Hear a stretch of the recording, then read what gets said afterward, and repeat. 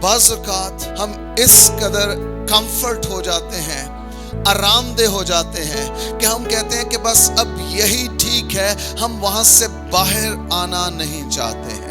میں جہاں جہاں جا رہا ہوں کلیسیاؤں کو، خادموں کو یہی بیدار کر رہا ہوں۔ پیدائش 18واں باب، خدا ابراہم کو خیمہ میں سے نکال رہا ہے۔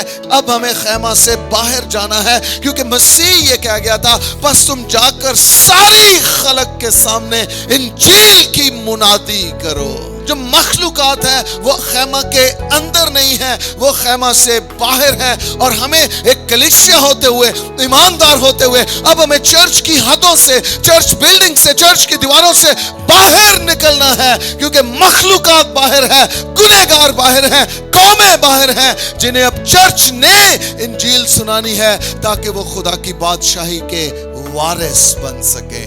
ہم بعض اوقات اندر ہی آرام اور سکون کی حالت میں ہم زندگی بسر کر رہے ہوتے ہیں۔ ہم 30 سال، 40 سال، 50 سال سے چرچوں کے ممبرز ہیں، کلیسیاؤں کے حصے ہیں، لیکن ہمارے وسیلہ سے کوئی بھی خدا کی بادشاہی کا وارث نہیں بنا ہے۔